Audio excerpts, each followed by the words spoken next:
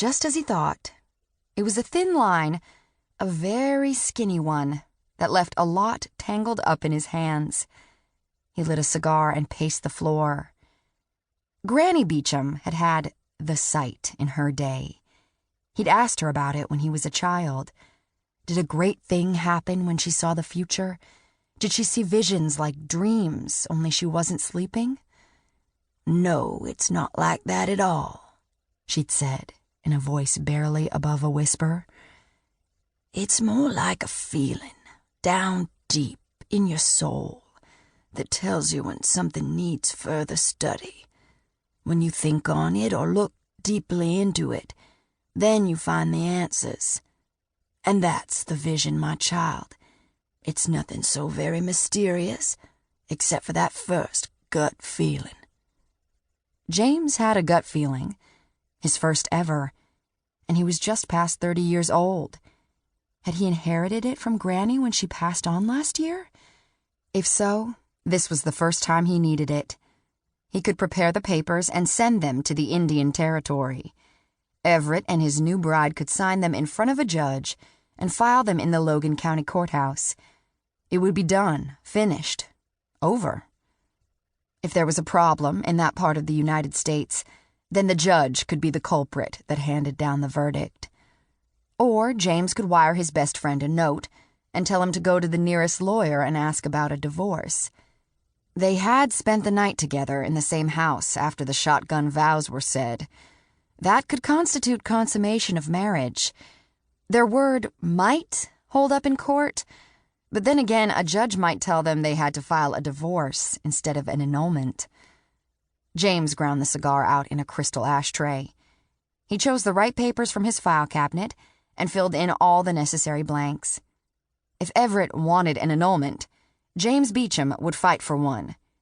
He blew on the ink to dry it faster and folded it neatly before he slipped it into an envelope.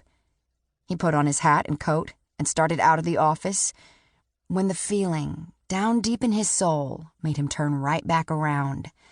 He plopped down behind his desk and propped his feet up, without taking off his hat.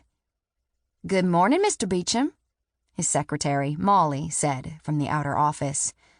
"Coffee?" "No, thank you, Molly," he said, tearing the envelope and its contents into shreds. "Did you hear about Carolina Prescott?" "You mean Everett Dulanis' fiancée?" he asked, the feeling becoming stronger and stronger.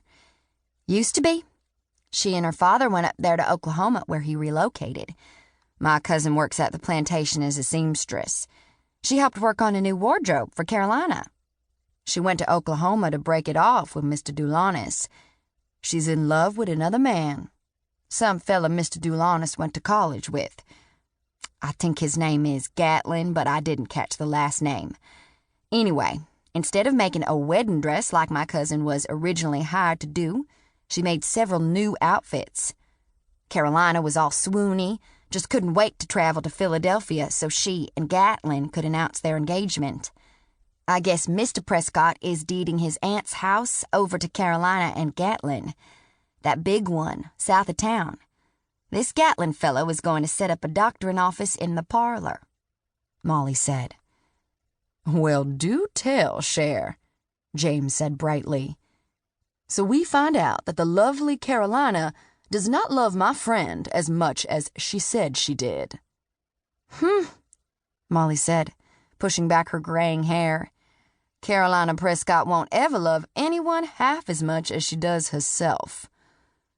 The idea was born in the twinkling of a Cajun's eyes, as James digested all he'd heard and added it up with the words on the telegram lying on his desk. "Molly, I'm going to be gone for several days. There is nothing pressing on my calendar for the next 2 weeks. You know how slow this time of year always is. How would you like a few days off?" "I would love it," Molly said, grinning. "Got grandchildren coming home for Thanksgiving, and it would be nice to spend time with them." "Then we shall take the month of November off, with pay. You spend some time with your family, and I shall do a bit of traveling," James said. The feeling settled down. He'd made the right decision at last. Is this the way it worked?